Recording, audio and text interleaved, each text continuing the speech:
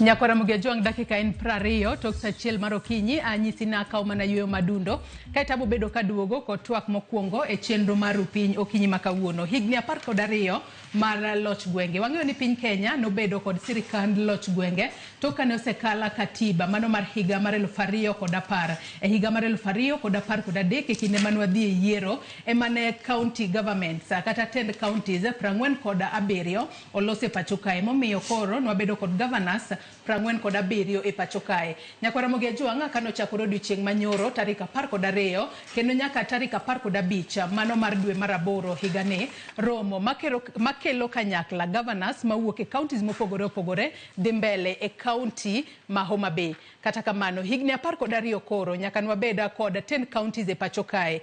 Gin mise mage mag dongruok mosechopo ne jopiny e yo makare to gin mise mage ma uwinjo bed ni chopo ne jopiny to pok ochopo kare. Nyaka sani koro nitiere seyo mosebed ka ichwalo ni counties nobiro mibadhi otimo newa e counties mibadhi makamago inyalo tiek e yo machalo nade. Ahinya to gisani mathuon wacha mano mar devolution conference madhi mbele e county ma Homa Bay and for the people for prosperity devolution as a catalyst for equity inclusion and social justice. Bende wasebedo kod pok maromre e counties duto 47 kose oyo. Mane momiyo kinyi makawuon nyakora mugejuang twak maket kod mae okabibedo godo kenda antiere kae kod welo ariyo e studio marwa e county ma Nairobi kae ka wendo machielo mano Kevin Osido jata TJ County Governance Watch bro bedo katudore kodwa achiel kachiel e yor lony manyasani mar Zoom ka entiere county ma Homa Bay bed ka inyisa koseikore mar mondo mi en bende oriwre kodwa e twak. Kata kamano yiena mar mondo mi arwak welo mantiere godo e studio kinyi makawuono antiere kae kod Dr. Mark Matunga janon weche mag siasa. Oyawre Dr. Mark ichio nade? Aru maber ngeni chiew I assume ni nendo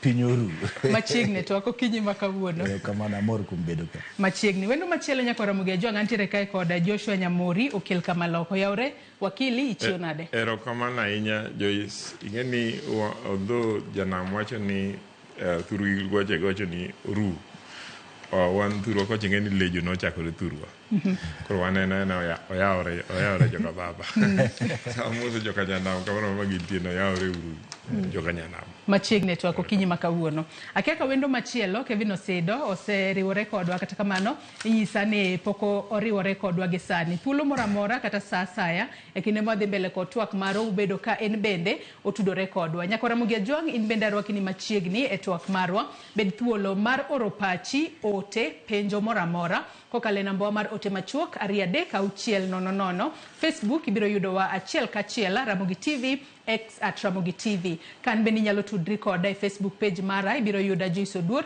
mbui mara mar X ibiro yuda @JoyceOduor_. Kwacha kutwak maro kinyi makawuono dago mar chako kodi Dr. Mark Matunga. Higni 12 nyaka ne wabed kod sirikal mar Loch Gwenge. Mano kochakore higa mar 2013 nyaka sani higa mar 2025. Gin ber mage kata hits and misses gin mage ahinya nyatere sirikande magwa mag Loch Gwenge. Dr. Mark. Erokamano Joyce. Amor kumbedo kani okinyi makawuono mondo wawache weche mag devolution. Ingeni devolution sani koro ngata e Uganda ong'eyo ni enang'o en tich mar county kata Loch Gwenge. Kuom higni 12 aneno mana ka nitiere gik mwaseyudo kada anyalo keto max damiyo gi 30%. 70 no okimigi 70 nango tiwe 30. Ang'eyo mana gik mosetimore nikech king'eyo kit dongruok mwasebedogo nitiere counties moseyude to nitiere counties mapok oyude kare to ne wacho kanyo gimomiyo achiwo 30%. Ne wacho kanyo gimoro ma otimo newa ei county ma ne tuo maduong' mane wadevolve en corruption ma kiyudo kaka counties osetiyo actually chigni counties te e tieng' mar ariyo ni gin counties mosebed mana ka tenore e dongruok ma sirikal mamalo timo giduto te manyiso ni kony makoro winjo bed ni gibedogo mar konyo jopiny kaluwore gi pesa gi magichoko to gi pesa gi magiyudo matin either dhie msara ma bende thothne deko kuom counties te kata dhi mane ofuke ji kaeto koro gikawo ging'awore e dongruok mag sirikal mamalo moloyo ahinya to kuom higni 2 mokalogi. Higni 10 manokalo ka thothne ne en yaki wayaki mani neno ka obed MCA obed ang'o dhano chako gero gorofa dhano yako ging'eyo udi Nairobi ging'eyo udi kanye en mna yako ni okelnwago koro watimo ang'o koro wayake mano en gima okawo almost 60-70% mar dwaro mane wan godo kata geno mane wan godo mar dongruok mar county. King'iyo county ka county sani gima dhi mbele ei county go en dongruok moa e sirikal mamalo.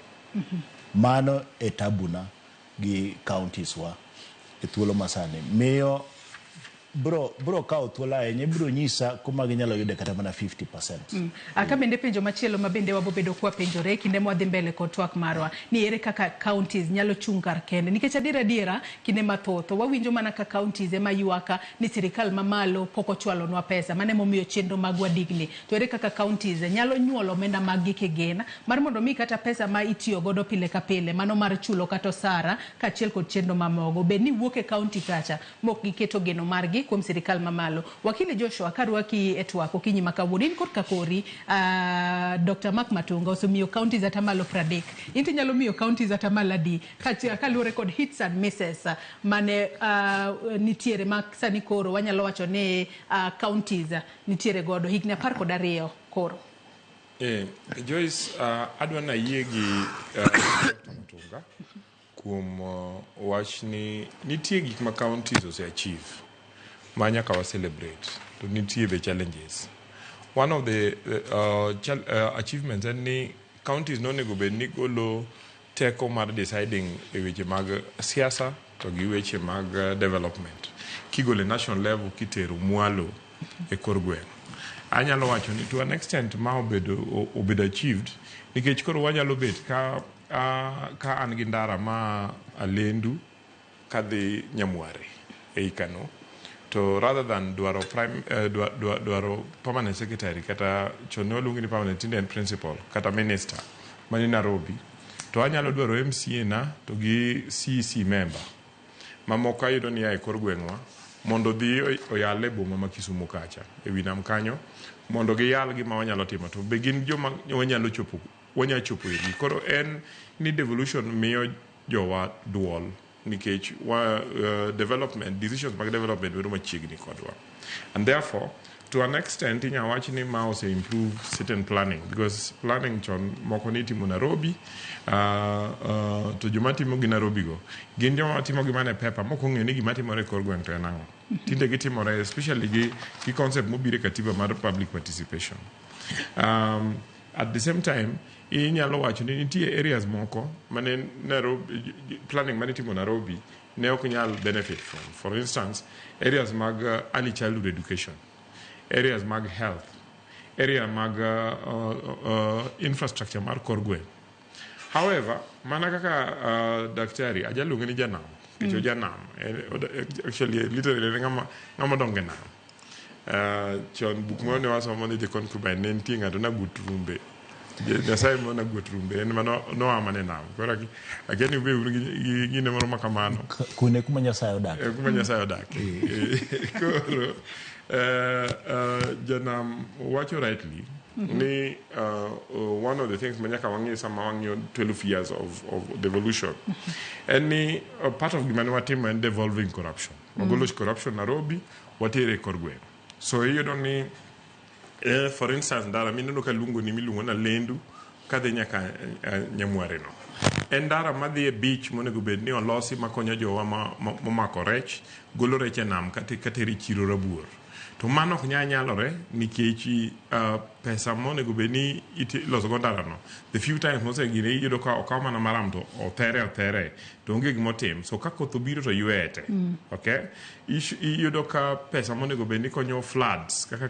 kano thurwa ok nyal konyore nikech pesa no contractors tichule to gima timore ground to onge iyudo ka yath pod onge dispensaries mag hospital iyudo kidhi neno ECDs en a serious problem so that the development minya neno thurwa for instance kibiro Kisumu tibiro yudo ni gin mana gimiluongo ni kabro ajaluonge ni cabronomics cabros mogere town nikech gin pesa mar World Bank to gi pesa ma national government obiro motimo project mar national government but pesa miyudo ka county government ma Kisumu especially in the last 7 years oseboyudo ka yudo more than 10 billion shillings every year to kinegi magitimo the other thing en ni county governments nigi teko kendo onego bed ni choko pesa e kor gweng' magitiyogo the on source revenue tiyudo ni on source revenue ni king'iyo county councils gi local authority the municipal council ma Kisumu tiyudo ni pesa ma county government choko sani every year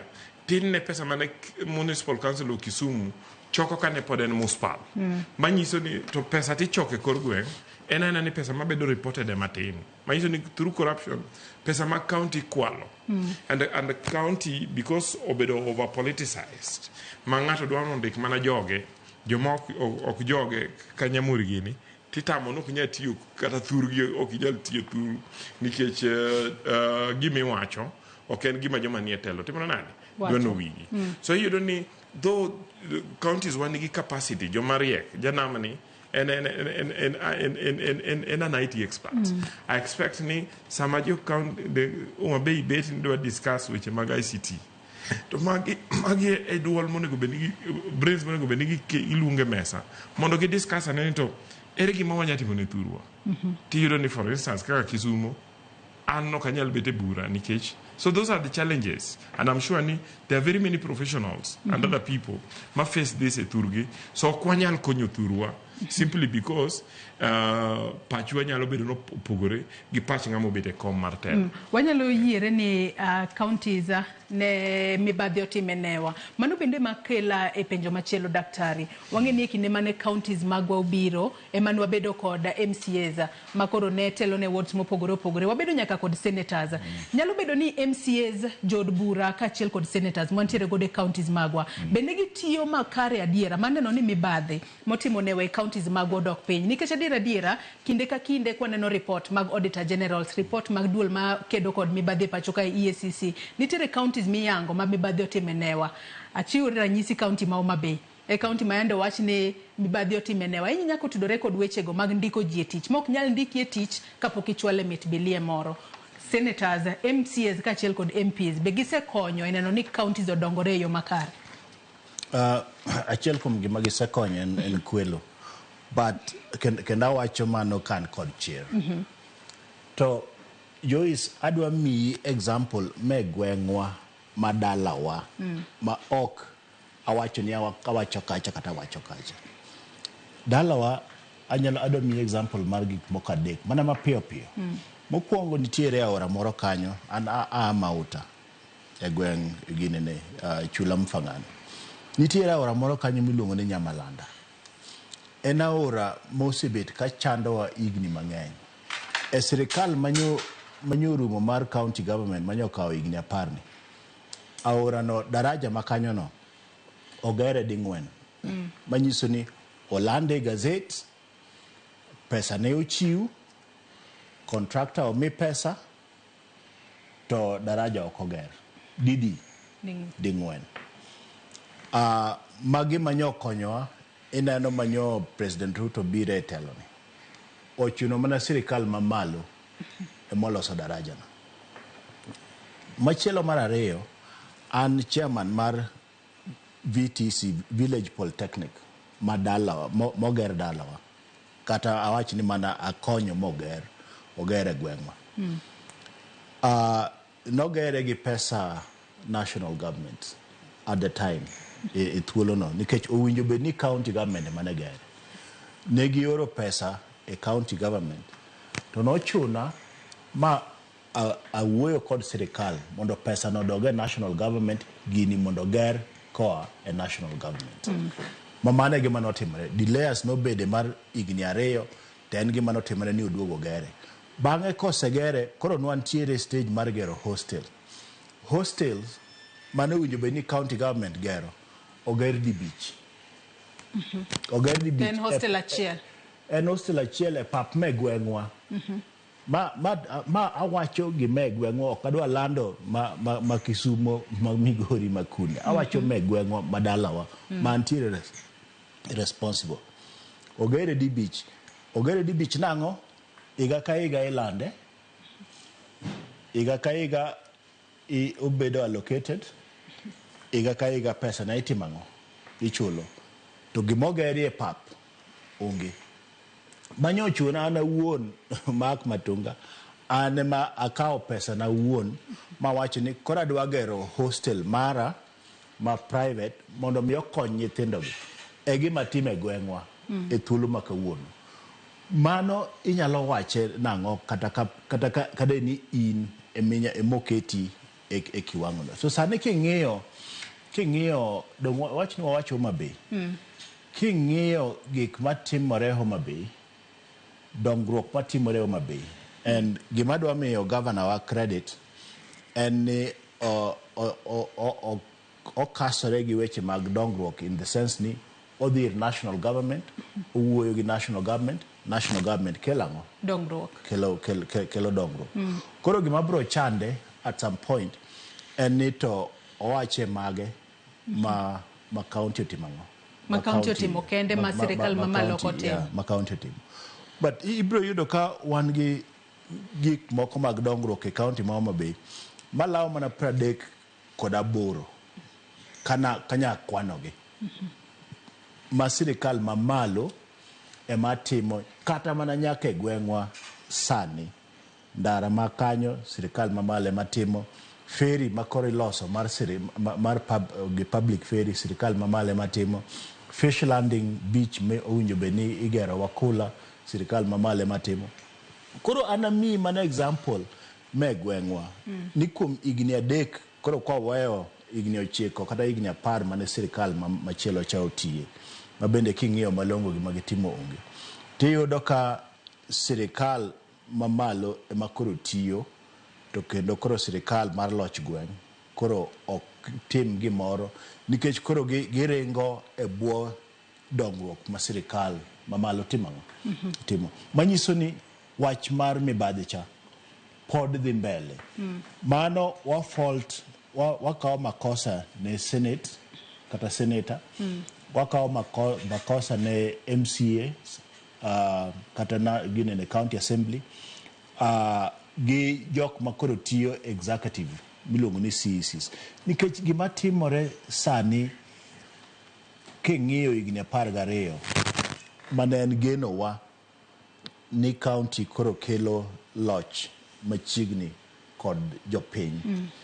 Adiera nitiere gik moko 1-2 minyalo kwano to thothne gin mana jok ma koro ondikigo.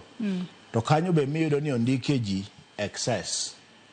Koro county wacho ni pesa magiyudo gitimango gichulogo mana msara. To ndik jok mage. An chakre minwa nyuola onge chieng' ma county government ma Homa Bay oseluonga ni mondo amigi paro e weche mag computer kata weche mag IT. Taparo ni e Kenya kata e Africa kata e piny mangima nitiere kuonde miluonga mondo mi alosi e wach mar dongruok. Kata mana September makoro biro ni adhi New York wuoyo e weche mag artificial intelligence a global round table. Koro ka gweng'wa ema ok nyal luonga mondo mi opore wachni. To pinje ma oko tiluonga Ghana nyocha noluonga maporo weche mag dongruok kaluwore gi weche mag mbui. En pek ma waneno ni to jok mage magiketo ginene mag telo. To moloyo ok dianga wach ni koro piny koro kethore te. En gima pod nyalo bedo corrected ma wane to higni 12 gi geno mane wan godo e weche mag county apani koro dok chien. Ineno kata ka jo county giwegi giringo gibiro mana State House. Gibiro romo gi president mondo nikech pesa ma gichoko kaka king'eno Homa Bay ing'eni thoth rech madonjo ei Kenya kaka Lake Victoria. Nearly 60 or 70 ata malo 60 kata 70 ya a Nyanza. Mano rech madonjo koa inland waters. To mano pesa mabende ichoko usuru dala kucho. To pesa no dhi kanye. Chiche wate mine waka ijuogo. Mano pesa ma county government timango. Koro kwanyal beda ni wan podorito sirikal mamalo pokoro no pesa. To gimomiyo bende iyudo ka koro wayuak ni sirikal mamalo pokoro no pesa. Nikech pesa mane wachoko ka. Moko baro doni mane ofuko thothne. Gima liche moloyo Joyce en ni katieko my contribution en ni kata mana misara makoro wawacho ni a county government ne jok matiye county kuon moko odeko dweche 3 dweche 2 to yudo county makoro en up to date ni ochulo sara e wang' sa. Watim manyo onge watim manyo. Wakili Nyamori karuoki twak ang'eyo ni county assemblies kata MCAs emantiere kod tinga mano mar timo oversight ahinya to ne gigo matimore counties kachiel kod senators ahinya to senators mine mana penjo mabende na penjo daktari ka bende gisebedo ka gitiyo motijgi e yo makare kachiel kod oversight bodies mamoko eneno ne wechego mag mibadhi motimo ne wa counties othirgi mondo counties magwa wane dongruok wane lokruok ahinya to counties magwa makalu obed county ma Homa Bay, county ma Siaya, county ma Migori, kachiel kod county ma Kisumu. Mar mondo mi tema mar kinde ka kinde manyo dongruok kowuok e sirikal mamalo. Seche moko waduok piny. Governor nyalo bedo piny ka ba wachane ni an ma e chenro machwalo e county ma kamae Kiana moka kwayo konya kowuok e sirikal mamalo. Now, Joyce, ing'eyo ni county governments onego bed ni nigi tich mar loso chike ma affect county, but at the same time watch mar timo development. And part of loso chike ni en gin chike ma nyalo konyo weche mag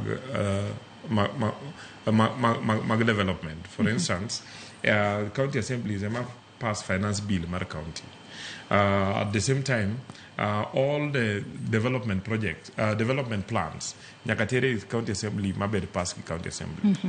Now, in my view, county assemblies will also fail tijini.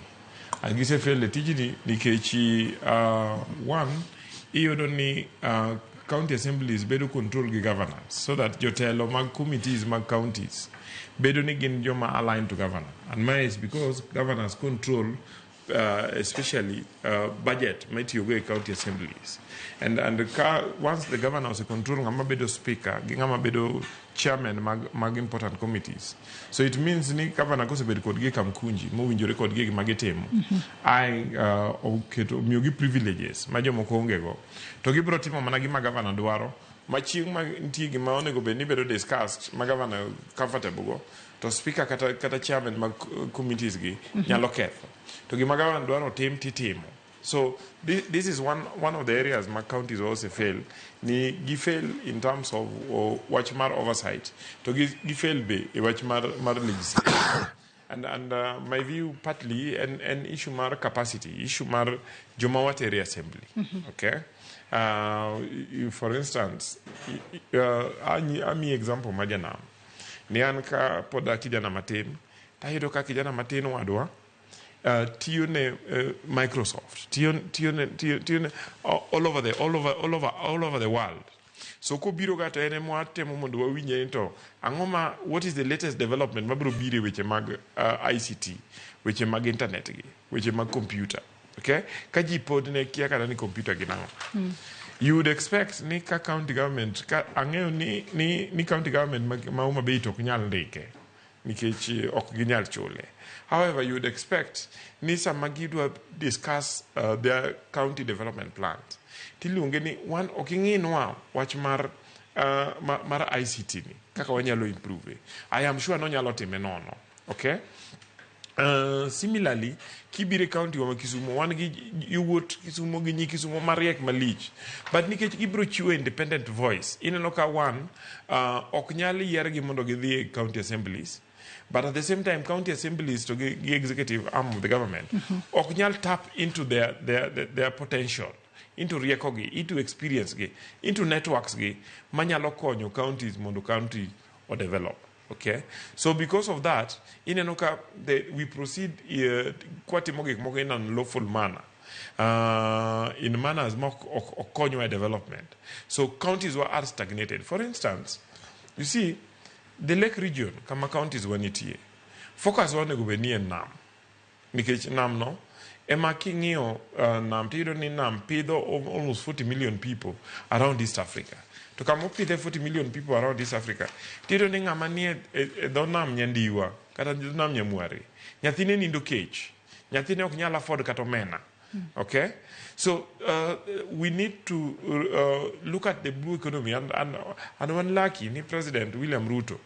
Also, you will focus on Wajima blue economy. Okay? So, and the question any one Erika Kawa benefit from blue economy development national government was a kilo. For instance, kin neno paya mani neno mutimuma beja. Inge neno the fish landing beaches meeting all over Nyanza. Inge Wajima midwa team mar ferry. Midwagir Ferry Rio, and several other projects.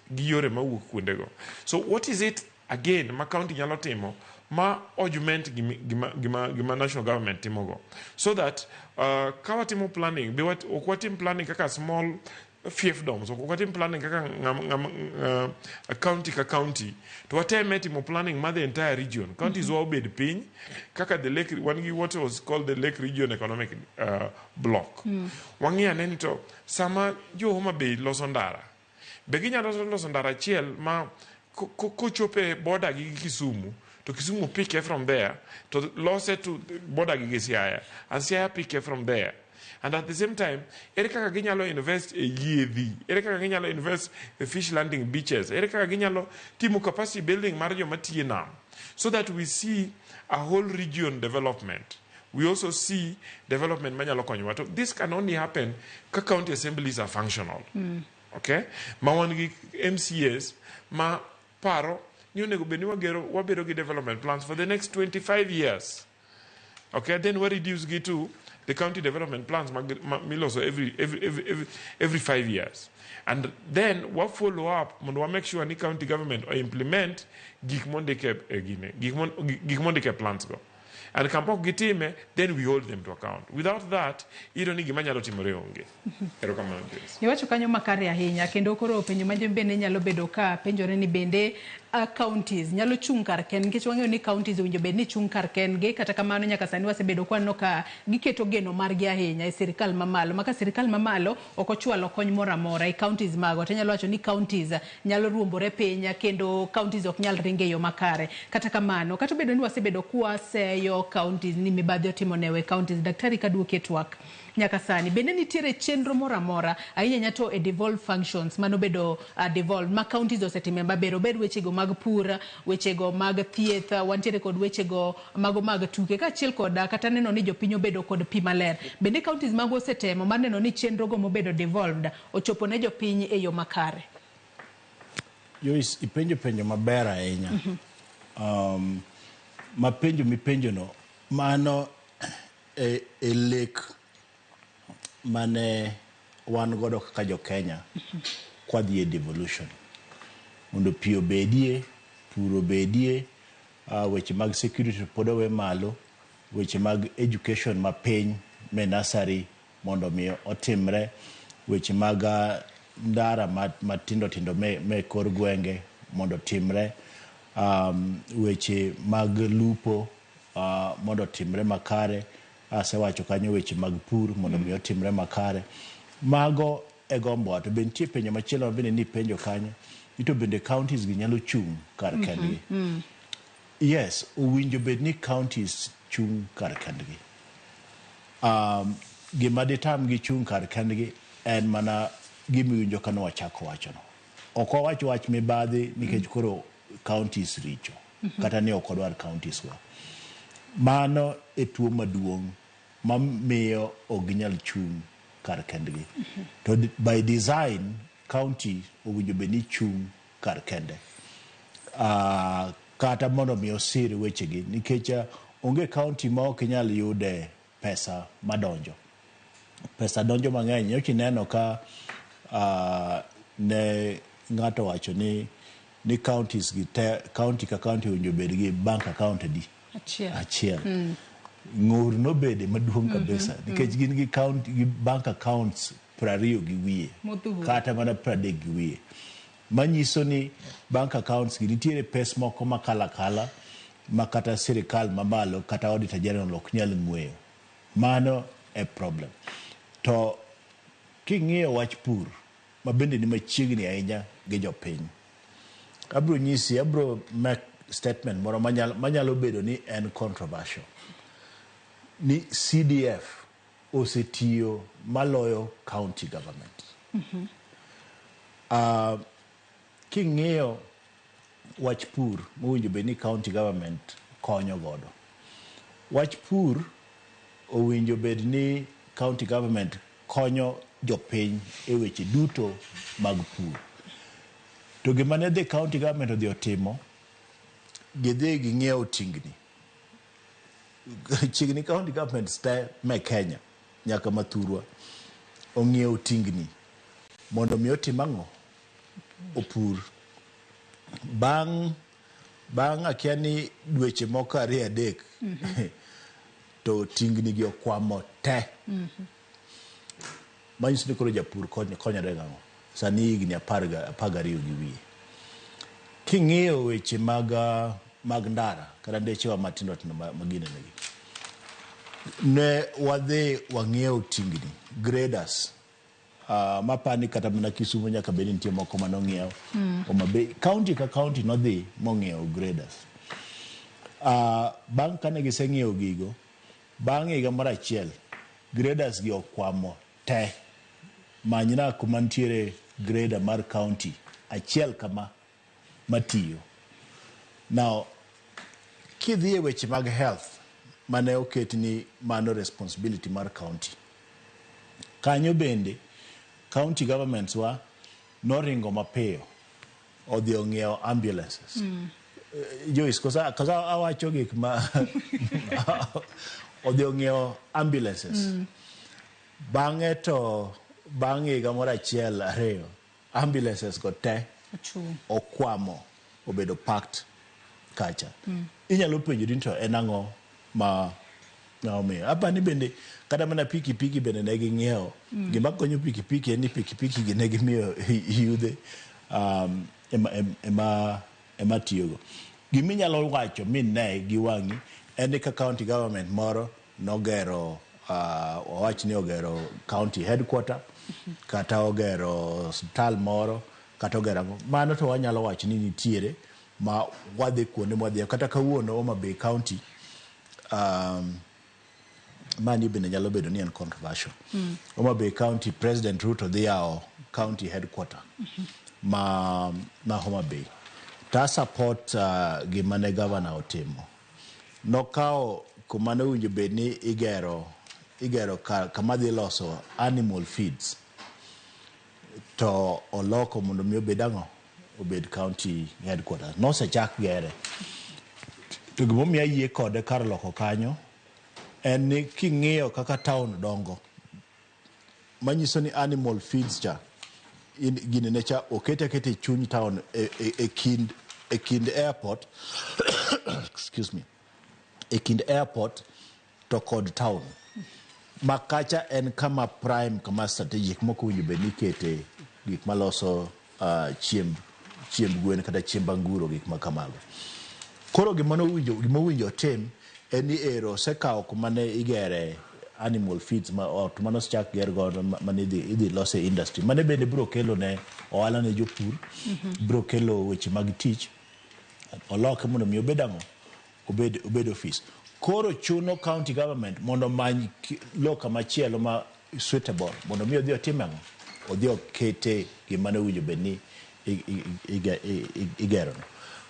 Joyce, katieko makora en ni county governments nyalo chung' kar kendgi to mana ka waduoko chien matin mana gi nukta moko matin ahinya kodoko matin nukta matin mag mibadhi to be county tia maber agombo ni chieng' moro jakom Raila Amolo Odinga achiel kuom jok mose tele mstari mambere mar kelo devolution mondo mi ong'e anena ni to ere gima county nyalo konyo godo jopiny moloyo kabisa.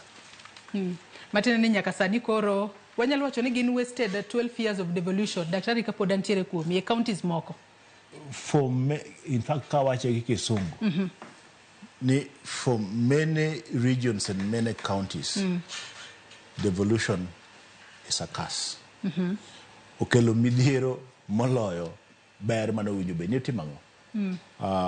Dokelo kimea assessment mari Higni 10 apimo ni mana gi gwengwa madalawa makuma dake mo kadhi maboro kadhi Kanyamware kadhi encha ni ya Nyakach kun kadhi Nyakach kadhi Kamanada anapimo ni mana gi dalawa gwengwa kendo projects mana wuona timango koro but winjo bende ni wayiere ni pesa ma winjo bende dhi e county winjo ben mamalo matin nikech mano be momiyo ineno kwa bire national pesa koket mamalo matin dong pesa no podi dhi lal kose odhi kelo lokruok.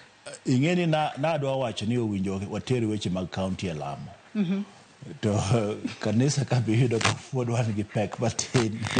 Ing'isa ni Kevin Osedo jatatije County Governance Watch oseriwore kodwa e twaka okinyi ma kawuono. Osedo yawre ka intiere county ma Homa Bay ageno ni chiwo maber e county ma Homa Bay kata kapok wadhi e yweyo marwa mokwongo Higni 12 sani nyaka nwabed kod sirikal mar Loch Gwenge. Nyalo bedo ni gin Higni 12 ma gin wasted years e counties kaluwore kod weche mopogore opogore mosebedo kwa neno kata kwa winjo katimore e counties mago moriwo weche mag mibadhi kachiel kod kata chenro mopogore opogore mano bedo devolved. Bende counties osekonyo e neno ni dongruok ochopo ne jopiny kose nyalo wacho ni gin wasted years. Osedo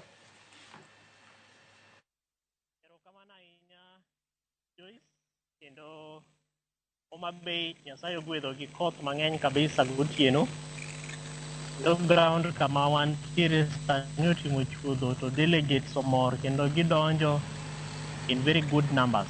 The organization is good. The Council of Governors, the steering committee otiyo maber kuom konyo ni mondo jogo mabire conference machalo kama mondo gibed thuolo malong'o ma challenges ma waseneno in the past conferences kik bedie. E penjo ma ipenjo no, devolution anyalo wacho ni is the best thing that ever happened ne jo Kenya. To kata kaka iwacho dieri ni nitiere weche moko ma bende osebetie kaka mag mibadhi gi kwalo pesa ma waseneno katimore, to king'iyo kor gwenge mang'eny, most counties nitiere gigo mosetimre mang'eny ma ka ok ni en devolution to dak notimore. Waseneno ka nitiere osiptache ma sani oket machiegni kata ochwal machiegni gi wananchi. Waseneno kuonde mopogore opogore mandache oseger, apaya mane onge chon sani koro nitiere. Wasenyaka neno especially kidhi north eastern Kenya counties ma nitiere FCDC kamiluongo ni FCDC frontier counties to nitiere kata mana kaka Mandera Hospital for the first time ne gitimo gimiluongo ni cesarean section. Mine mane dwa konyore chon mane nyaka many mana yo malong'o kata obedo ni en ndege kata ka en chopa mane timore gi referrals Kenya. Sani osiptande machalo kamago nitiere gi daktache ma long'o kabisa makonyore gi jogweng', kendo mine machalo kamagi gin gi thuolo malong'o kendo maber ginyalo yudo godo kony. Omenya to gik mang'eny kabisa kata kidhi e weche mag pur, kilimo, agriculture bende waneno ka wananchi gibiro gi innovations mopogore opogore kata kopogore gi gigo ma county governments kata sirikache ma kor gwenge oriko bed ni timo kaluwore gi tich momiyo ama omigi katiba. Now Joyce, saka ni wacha dieri nitiere challenges ma corruption waseneno ka ng'eny kabisa, mibadhi mag kuo mag pesa timre marach e counties kendo waneno ka jotelo mag counties moko piero ne jopiny. To wan wang'eyo ni sirikal iloko e yo mar kura. Namba 2 bende wantiere gi king'iyo schedule 4 functions mar county government, nitiere tije moripo bed ni tiyo gi sirikache ma kor gwenge ma sirikal mamalo pod omoki kiluwo weche mag thieth kata mag health, king'iyo weche mag kilimo agriculture, king'iyo weche mag water, weche mag pi, nitiere weche mang'eny kabisa ma kata ka wan Homa Bay kae to wasetudre gi jo IGRTC, Intergovernmental Relations and Technical Committee. Nitiere side event ma ang' wadwa miyo gi penjo motegno kabisa momiyo higni 12 pok waneno ka sirikacho ma kor gwenge omi tije moripo bed ni gitiyo. Omiyo mago are my opening remarks, Joyce. Koro kaduoko ni back to studio. Haero kama na inya Kevin Osido ka itudori kodwa ka intiere county ma Homa Bay. Nyakwara Mogejwang pod wadhi mbele kod twak marwa makmana ni yiena mar mondo mi wakaw yoyo madundo gi sani ka waduogo to wadhi mbele kik idhi mabor.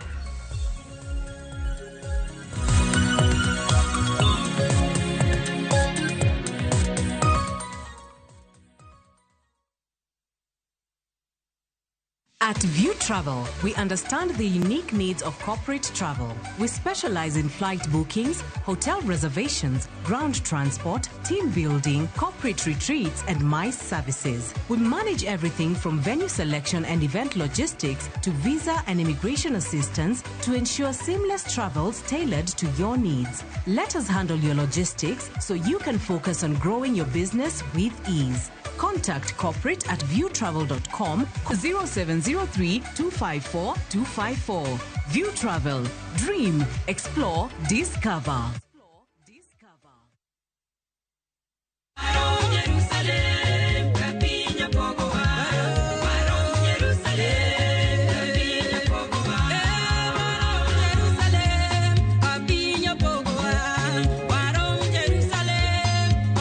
Opaki suyo Nyasaye. An Millicent Ogonda. Kadi her yudo wenda mar Warom Jerusalem di mana star 860 star 416 hash. To pari enia Ramogi TV e od jower duto Nyasaye ogwedhi. Isayudo yudo nikelo nyako chia cholokore nyeje lunga nisandi nango nyako chia nigi yere kendo jalo siko kachandi gimon nyako chia utemo kadhano.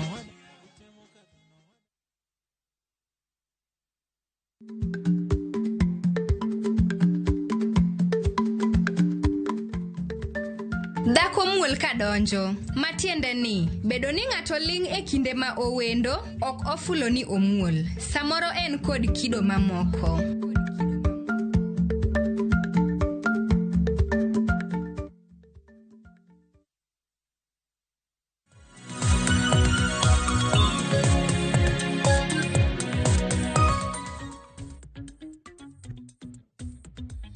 Machiegni kendo Nyakwara Mogejwang wadhi mbele kod twak marwa e tielo mar ariyo e chenro mar piny kama twak otudore kod higni 12 mar Loch Gwenge. Kapo ni kitudri kodwa gi sani antiere kod welo adek, antiere kod Joshua Nyamori, okil Kamaloka, Dr. Mark Matunga, janon siasa kachiel kod Kevin Osido, jatatije County Governance Watch otudore kodwa achiel kachiel ka entiere e county ma Homa Bay. Metolnwa ote paro abobedo kasomogi e kinde mwadhi mbele kod twak marwa. Kwa dhi mbele kod twak marwa, wakili Joshua Nyamori karwaki e twaka. Adira nyaka sani wasebedo kwa wacho ni counties okosebedo katimo maber. Nitiere sectors moko mayulo. Ahinya to sectors mane obedo devolved. Ng'ato nyalo bedo ni penjore ni kumwachope sani. Nikech debe ni wane higa mokwongo. To nyalo wacho ni we wang'won ne counties ma higa margi mokwongo. To masa ni koro en higni 12 to midhiero pod waneno makoni kod kocha. Jopiny pod ywaka ka gidhi ute thieth, yedhe onge, ute thieth moko lakteche onge. Nyalo bedo ni sa osechopo mar mondo mi koro waloka ne katiba marwa wagol counties jodogadoga kane wantiere chon kose. Gin devolution of rach. Counties ok richo. Joma richo en wan kaka jopiny. Okay? Gima miyo wacho ni wan kaka jopiny en ni wan gi opportunity mar yiero jotelo matiyonwa. To sama wayiero jatelo to ok wang'i mano. Mara ni wang'iyo chama, mara ni wang'iyo clan. Ni an ng'ama bedo governor nyaka bed mana clan na. Or ni ng'ama bedo governor chama ema biro nyisa. Okay? Now, onego bed ni achiwo example mar gweng'wa. Ng'ama jo gweng'wa ma Nyamware onego bed ni yiero. En ng'ama nyiso gi plan. One, kaka ndara ma Lendu to dhi nyaka Nyamwari or kalo Arabuor madhi nyaka gine Nyamwari nyaka Kabonyo. Aito ng'ama biro revive pamba kane wadongo to niyudo ni ndalo koth to thurwa ni pidhe bel. Okay? To ka bel rumo tiyudo ka kipidho ng'or tipidho pamba kanora char te. Aito iyudo ka jibi odich dhi nam dhi ywa rech. At the same time, at a certain part of the year, wadi ka mchele, wadi puro mchele. So onego bedni wa focus on leaders ma one talk about these issues, but at the same time leaders manigi capacity. Wa focus nyithindwa ni mondo gidog dala giti county government mondo gi revive gigi. Okay? For instance, most of the time kipenjo nyathi matin ni idwa timo ang'o kibedo ng'ama duong'. To biro nyisi ni idwa bedo pilot. Okay, odwa bedo engineer. Tiji ni idwa dhi tiyo kanye. To tiji idwa dhi tiyo Dubai. Ok iwinje ng'ama wacho ni odwa bedo a rural engineer madwa dhi konyo kano loso dikes, loso dareche, loso aoche, ok ine ng'ama dwa bedo a marine expert madwa dhi tiyo nam man Lake Victoria and so on and so forth. So it is important mondo wan kaka oganda nyaka wa focus wadong gi 2 years wadhi yiero. Sani kiwinjo joma kipenjo ji ni to ng'amutero ka tiro ma gin jo wash joma ka ni gimoro nitie gi Nairobi ka iluongo ni rego kiful. Jomo rego kiful dok dala to nigi pesa mage joma iwenjo ni gine ma gimor gine ma piny wero gi nikech gine ma gibiro gi pesa.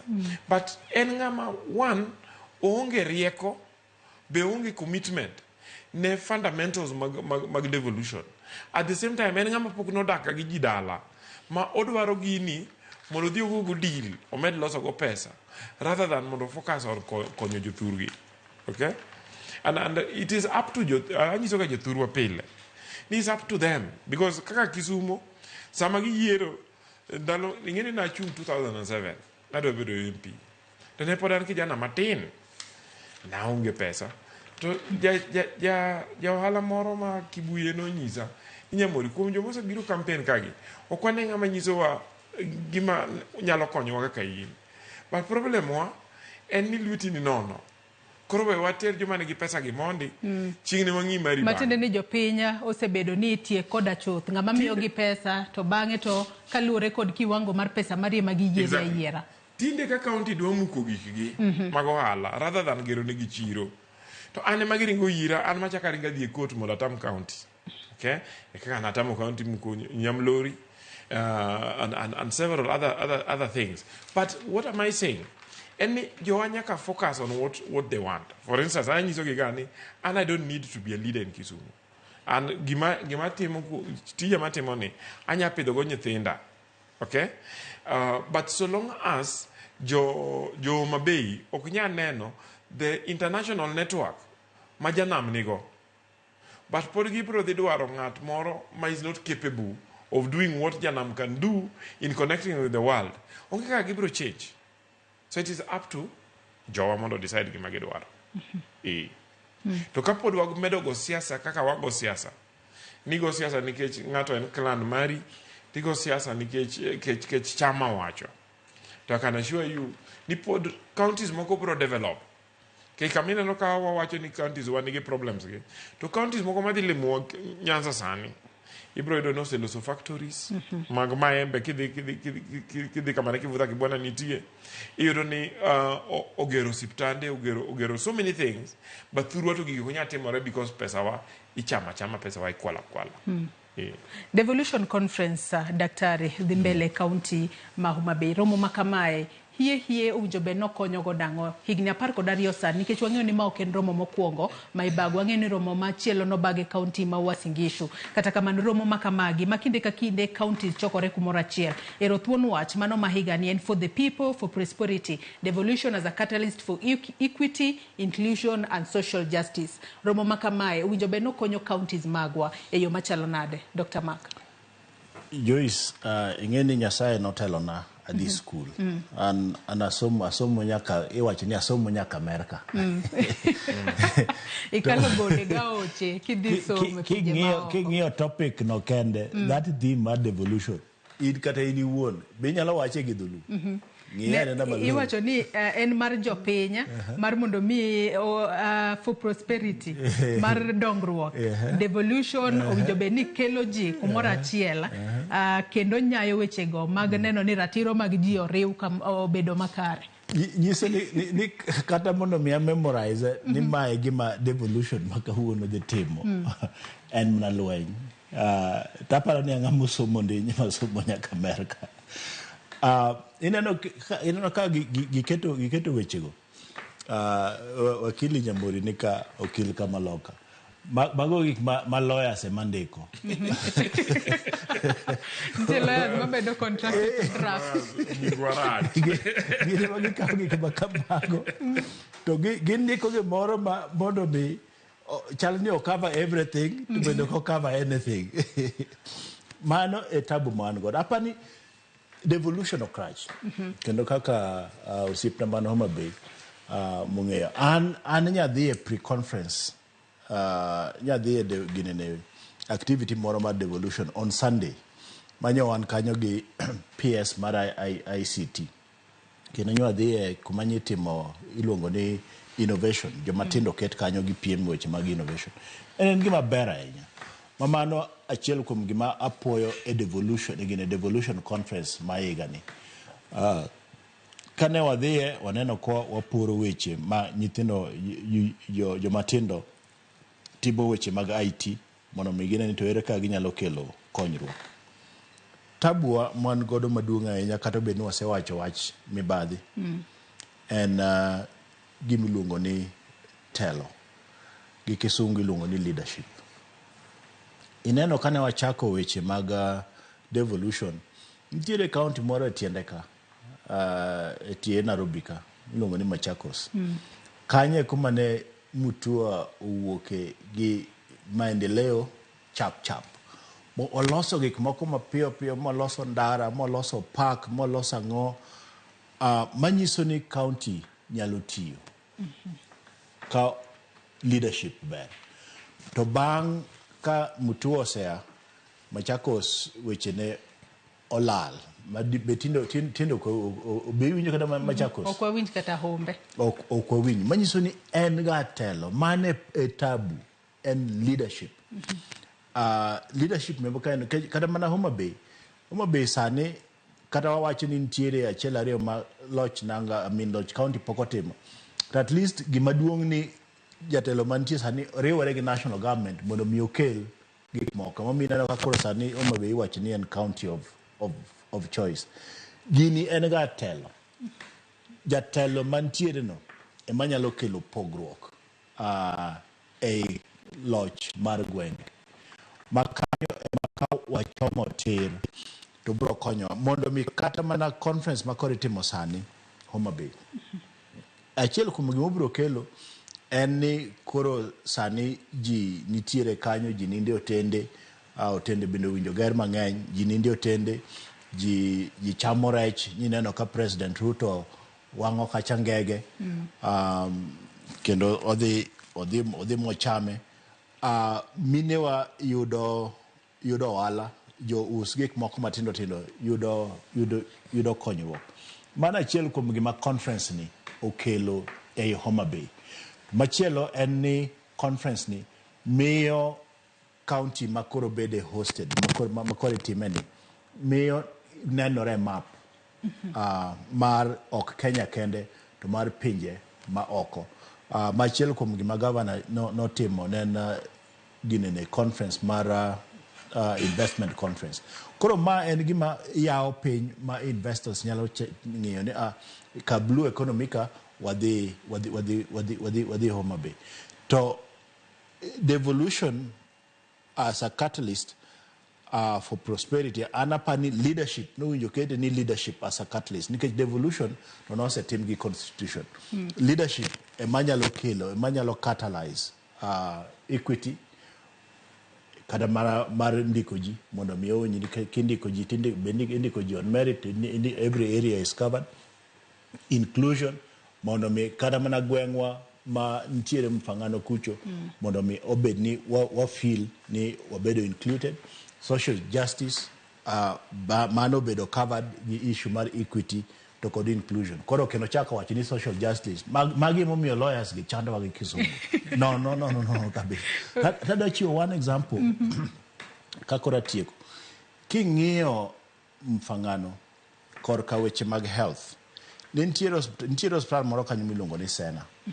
Ma county government obiro mo oyawe nyaka theater. Iwinja. Magi gik mane osiepna mano mabecha wacho. County government obiro moyawo nyaka theater. Theater no tiyo ndalo 4. Nyaka kawuono katina no koka mane gire bawo gire no ok nyal yang kanyo. Matinde ni nodhi adhiya to orumo. Chenro no ok dhi mbele sani. En PR.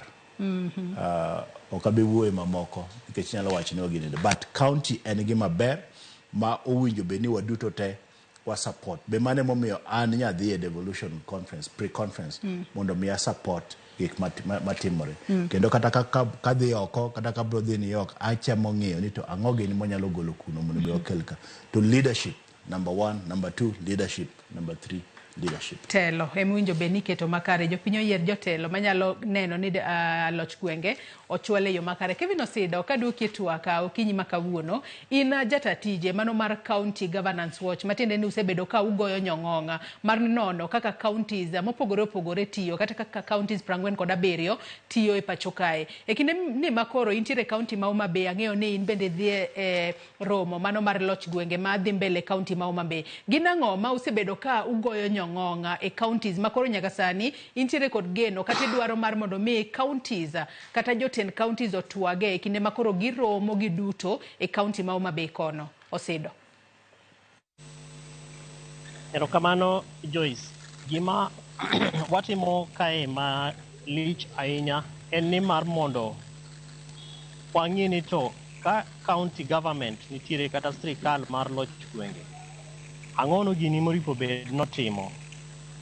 To nitiere gik mang'eny madware ni mondo county governments otimi mondo jopiny owinj mit mar bedo gi sirikal mar kor gweng' kata county government. To king'iyo history ma wantiere godo kama jo Kenya oae en kama bur kabisa. To nitiere gimomiyo jo Kenya nomire katiba manyien ma king'iyo chapter ma en 12 to nyisowa kendo leronwa gima devolution en. Mokwongo jopiny ne dwaro ni mondo migi thuolo mar mondo gilos decisions mar gigo matudore gi telo mar county margi. Emomiyo imiyogi thuolo mar mondo gigo kura ne jotendgi. Namba 2, jopiny nowacho ni wadwaro ni mondo miwa thuolo mar mondo wa make a decision on gimiluongo ni budget. Pesa mabiro e county kae ere kaka wan wawegi duondwa iwinjo e wechego. Ae mar 3 to nene giwacho ni gimiluongo ni oversight. Wadwa ni mondo wabed gi thuolo mar yiero jotendwa miluongo ni MCAs. Maka an gi shida tanyalo dhi ir ng'atno man godo machiegni mapenje penjo mar mondo duoka. To chike nitiere Joyce masiro weche mawacho gi making'iyo Public Finance Management Act, king'iyo Public Participation Act gi chike mamoko bende moselosi. Omiyo sama wantiere Homa Bay kae ma en 12 iluongo ni second biennial devolution conference nikech chon nitimo higa ka higa. To kaluwore gi recommendations ma ji noketo to nowach ni ber ka wa skip 1 year mar mondo watim godo evaluation. Omiyo sama wantiere kabe wadwa ni mondo wapenj ni to governors samubiro loso gi jopiny kane wantie Uasin Gishu ang'o gini mane wawacho ndalo ka ma usetimo masani koro dang' umiwa godo report. Then nitiere agencies mag sirikal bende matiyo kanachiel gi sirikal mag kor gwenge kaka State Department of Devolution moripo bed ni konyore gi sirikal mag kor gwenge on policy issues. Wantiere gi Senate ma bende gine jogo mang'iyo interest mar county e national government malo kacha. Wantiere gi National Assembly, Parliament marwa mamalo bende gin jogo mang nobed kae ma wadwa ni mondo wapenj ni to chike machalo nadi ma usekonyore godo gi sirikal mag kor gwenge, particularly on issues mag omenda miluongo ni equitable share. Ang'ono momiyo higa ka higa waneno ka nitiere shida. To mar 2 bende wasewacho weche mag full devolution of functions. nikech nitiere tije moko ma pod omak gi sirikal mamalo moripo bed ni bedo devolved kendo itero gi e sirikachewa mapiny ma iluongo ni county governments. Omiyo sama wantiere kae wan gi civil society organizations moko kuomwa bro yudo thuolo mar mondo walose panels mopogore opogore. Wan gi side events mang'eny kabisa, Joyce, ma each of these side events the panelists and speakers bro bedo gi thuolo mar mondo wa engage ma kan en gi miluongo ni devolution as a catalyst for socio-economic development and inclusion kata inclusivity. To wang'iyo ni ere kaka gigo te ma migepe mopogore opogore maseluongo gi timo mar mondo gikaw thuolo mar keto pachgi kata wiyegi kanachiel mondo jopiny orip from devolution. For the first time, abro wacho ni civil society organizations kata migepe mopogore opogore mag ratiro mag dwaro mar dhano osetiyo matek kabisa nikech planning mar devolution conference chon ng'enyne en ga mana a talk shop mar governors kama gibiro to gisungre giwacho gik ma gisetimo. Omiyo there was a bit of a challenge manyiso ni most of civil society organizations kata ng'eny jopiny were not engaged in the process. To sani kawa tudore gi Council of Governors, the CEO and also chairman mar steering committee mar devolution conference ma Homa Bay kata ma 2025 mheshimiwa ma ene governor Manyeri. Wawacho ni civil society organizations nyaka bit at the forefront. Emomiyo sani wan gi more than almost 30 side events makachakre kawuono sadek wadhi bedo gi the first meeting ma gidhi timre atima kamae nyaka chieng' ma watieko Friday. Ma manyiso ni interest mar japiny e kama dware ni mondo kete devolution mar mondo gima waluongo ni devolution as a catalyst. Devolution is a form of governance. Awinjo ka my co-panelists wacho ni oripo bed ni en leadership. To kik wiwa wil ni devolution ok en aena mar governor no yiere. Nyaka wakikisha ni osiepna kaka Dr. Mark Matunga, a very good brain I have known for many years. Abuok ka okonyal paro nyinga oluonga ni osiepna man Homa Bay. Ma en Kevin Osido Daktari. To kinyalo paro the good ideas mane waja discuss ga chon, particularly in the formative stages mag devolution. Dware ni mondo jopiny manigi good brains ka daktari kanyo, wakili, Nyamori, a good mentor of mine as well, wa organize gimilongo ni citizen agency. Mondo devolution ni kik beda gima waketo ne jogo moyier. Wakili Nyamori oripo bed gi nafas mo organize godo jo Kisumu kendo awinjo ko wacho kanyo maber ni sama nitiere challenges kaka midwa dhi muk godo kiosks to ene mimanye. Koro dware ni mondo wa organize ni to jopiny ere kaka gi engage gi sirikal mar kor gweng' nikech jotelo gin giwegi. In fact, their interest kiloso gi most governors interest gi kata ok en mar japiny. Interest gi are at a totally different level. But koro citizen agency ere kaka wanyalo organize jopiny. Kanitiere pesa mokwale county to japiny nyaka bed gi thuolo mar penjo nikech katiba omiye 2 levels. 1 en gimiluongo ni ndiko petition. Number 2 memorandum mar organized societies mantiere e county government kacha. Koro citizen agency bro konyowa mar mondo wang'e ni to ang'ono gini what kind of questions ma wanyalo penjo ng'atno moyier e county kacha. To ka wawe ni devolution en mar jatelo, so we are going to we lose a lot. Nikech jotelo moyier an kaka engage kodgi ok apar ni interest margi top list kata topmost malo kacha en interest mar jopiny. A majority of them interest margi samoro en deals, pesa mabire county ere kaka wanyalo kisomo ripode mag controller of budget kata auditor general, many questions mipenjo kaka pesa otiyo, gik manondike CIDP kata county integrated development plan moripo bed ni timo to budget moloso kotimo gigo to penjo gi samoro tamo gi kata mana duoko. Omiyo jopiny dware ni mondo bed organized. Amor kabisa bende nikech daktari owacho ni Dr. Mark Matunga owacho ni ne nitiere side event mar ICT. Very important. To kanyo bende nitiere penjo mang'eny kabisa nikech ICT nitiere nyaka agency mar national government matimo gimiluongo ni Ajira Digital. To kako chiwo example maber ni nitiere kata mana kuonde manoyawe counties one, it is true. miya wayawa for PR purposes to bang'e to ka jotelogo osewuok obed rais obed governor obed ng'ano to mane kaka gigo bedo shut down. Dware ni wa organize jopiny mondo openj penjogo jogo manigi followers mang'eny kata manyalo timo blogging, joma nitie social media, dware ni mondo take videos kendo gitimo gimiluongo ni citizen journalism mondo jopiny ong'e ni gima noyaw cha after 4 days ok oti. To ka waweyo ni kimago gik ma wadhi review 5 years after elections, to Joyce mano jopiny through the kind of good brains ma wan godo e counties wa ok wabi bedo gi thuolo mar mondo jopiny orip godo benefits mag devolution. Emomiyo kata sama wan Homa Bay kae wan gi so many side events, wan gi days, each day nigi theme mare. Wan gi theme mar good governance kama wadhi penje penjo mag accountability, wadhi penje penjo mag budget processes kaka pesa bende lale counties wa, wantiere gi CEO mar Anti-Corruption Ethics and Anti-Corruption Commission bende dhi bete panel moro kae. Nyoro e Citizen TV, I was very happy kanu hosta i chairman mar EACC kendo no confirm ni CEO mar gi dhi biro mondo bende duoknwa penjo ni ang'ono momiyo governors mobedo child gi corruption cases gigi take so long in court.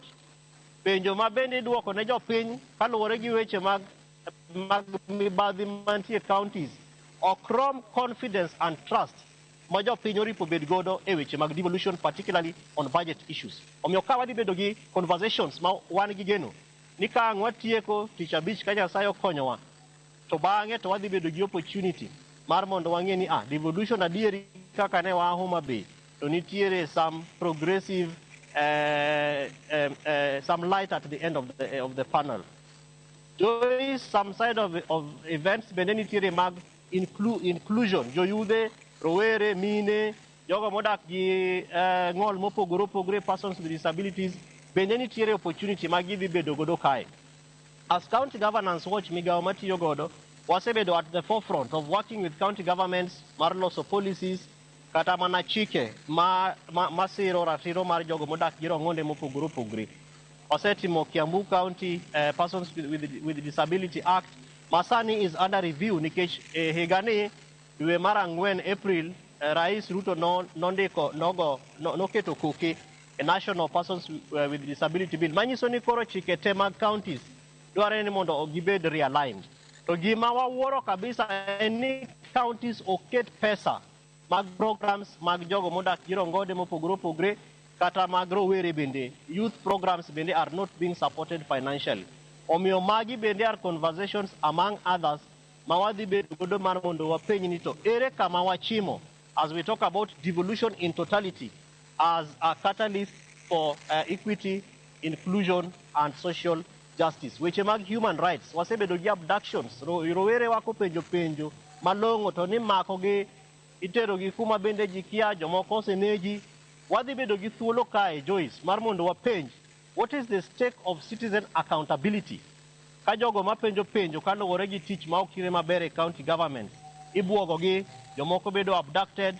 As an organization wan gi osiepe mamoko bende madalo moko nyaka wapandgi nikech giluor ni oor ji mondo dhi ogogi, oor ji mondo dhi omany kata kuonde ma gidake mondo keth gikgi. Mago gin duoko ma ang' wadwa ni mondo duokwa sama wantiere conference machalo kamae.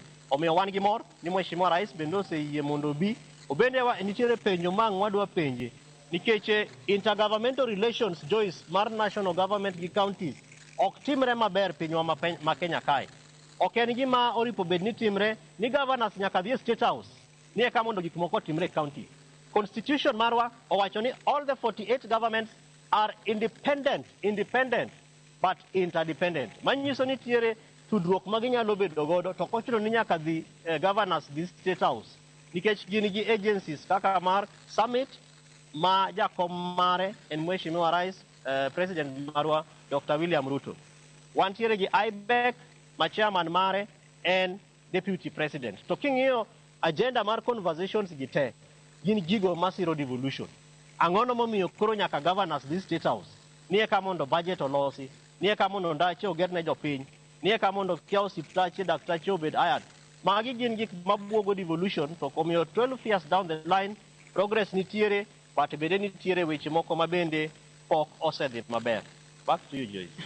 Ilero kanyo makare ahinya Kevin Osido, kendo moko kuom penjo mwacho nubo bedo ka upenjo e romo mopogore opogore kata side meetings mubo bedo godo e kinde romo mar Devolution Conference madhi mbele county ma Homa Bay. Moko kuom duoko bo bedo kuyude yo makare mar mondo mi wane ane kaka Loch Gwenge nyalo medo konyo jopiny ka wadhi mbele. Thuolo marwa ema nokorumo kinyi makawuono. Kanyalo mana somo moko kuom ote mana mapiyo piyo kapok wakao pachu mogik ka waloro twak marwa kinyi makawuono. Ote makamago wasomo gi achiel kachiel kaita kao pachu mogik. Richard Ochingo Gendo wacho ni before counties, we had local councils which received last DAP funds once a year, but they survived on on-source revenue.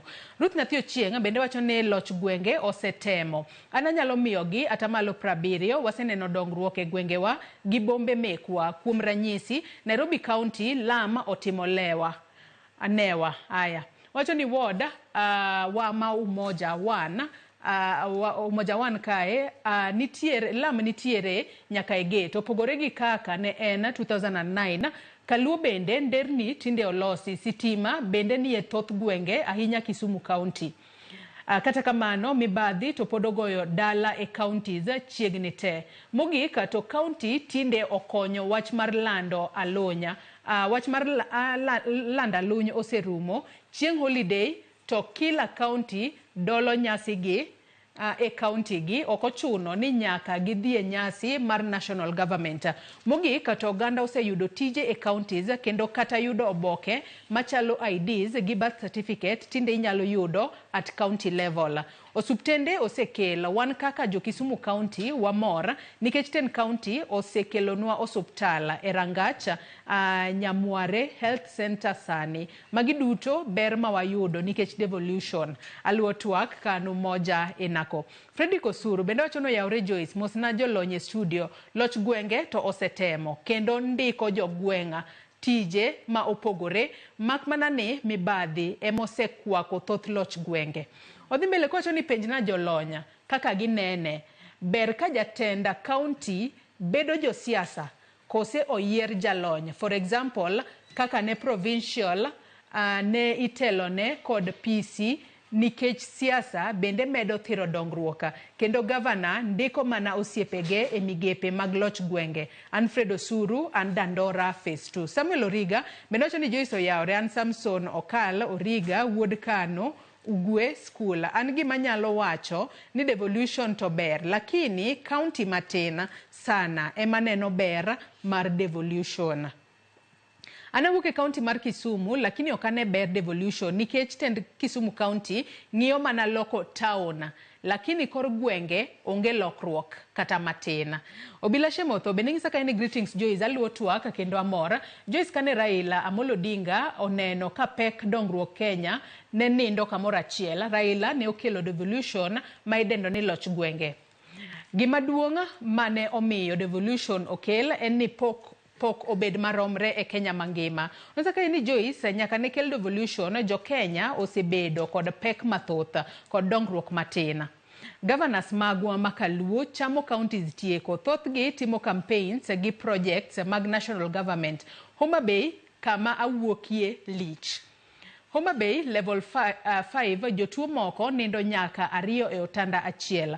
Mochari dhano oluo 5 e otanda. Lakteche gomo pile.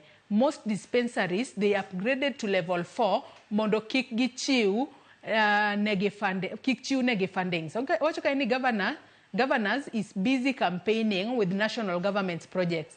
Nyocha aneno governor ma Kiambu kaka tiyo osegero osuptende 26 280 dispensaries kachiel kod 38 full equipped ambulances. Odhi mbele kocho ni governors makaluo to ok yud omenda kose devolution gi pacha onego kethi mondo ji odogie national government. Kasto otiego kocho ka ni then Joyce EACC bende otim tijgi makare. The focus kuom obila magingo kao 50 bob e yo to giweyo jo siasa gi jotelo makwalo billions of money monego konya jopiny. Auditor General wacho pile kuonde ma ikwale pesa pile. En ang'o ma sirikal timo e wachni? Nyaka wakuongo wathiedh tuo mar kuo kata corruption eka wan wabed makare kaka penya. Mago mana moko kuom ote manyakwara Mogi Ajwang'a ochwalo n'Okinyi ma Kawuono. Achako di wakili Joshua Nyamuri wachni mogik kachiel kod paro ma janno moro kanyo chwalo ni kose koro ok ber ka wayiero josiasa, wayier jolony ema otel ne counties kaka governors. Gi wachni mogik mana mapiyo piyo. Erokamano. Joyce, an ka wachna mogik en ni anyis jothurwa ni counties to gi devolution en gima nyalo konyo jowa kendo nyalo konyo jothurwa. Amor winjo kanti ng'ama loso kwa Nyamware. At the same time osiepna Richard Ogendo ma en Secretary General mar Kenya Sugar Cane Growers Association KESGA. And nokoro message kanyo Ogendo, one of the things Ogendo kasa go pile en problem magin kaka jo pur maniang gin go Muroni ma county collect cess every year. Cess and pesa monego beni bede mana collected for specific projects monego beni timo to ka project orumo to bedo stopped. For all these years mag devolution county collect cess to onge ndara igero Muroni nigi the worst roads in Kisumu. So we made push county governments mondo or make sure no deliver what they can. Some of us ma activists we use all the forums manago. For instance, watch mar cess margo gendo no. We have agreed to go get only a court. Mondo County doing is only says Magasichako from 2013 up to now. Gisete menade. Okay? And why are they still collecting it? Ndechima Muroni are in pathetic situations. Adwa na akwa jo wakati yeko. Eni jo wamondo ikre mondo giyer kwa the 2027. Giyer leaders manyalo tiyo nege. Leaders manyalo make sure new deliver the promise ma devolution. And then kikwa bed tied giwach mar ni kiani clan, kiani chama. Wa yer jo manyalo tiyo no. And what tem kwa yuwotwa ginyiwa mutegno manigi rieko in various fields. Mondo duogi mondo tidalo gibed governors, gibed senators, gibed county assemblies. Mondo wabed gi county assemblies manigi capacity. Mondo watan the blue economy marwa into blue prosperity. Manam lolwe. Erokamana ahinya. Dr. Mark Matunga, wachni mogik watieko. Wachna mogik en niya, mokwongo atimo akwayo ng'uono kuom osiepna Kevin. Nikech ok aluonge gi nyinge. Kevin kiduogo Nairobi to warom mondo mi ang'iew ni lunch. Ya wakili Nyamuri bende chali no kaluongo gi nyinge.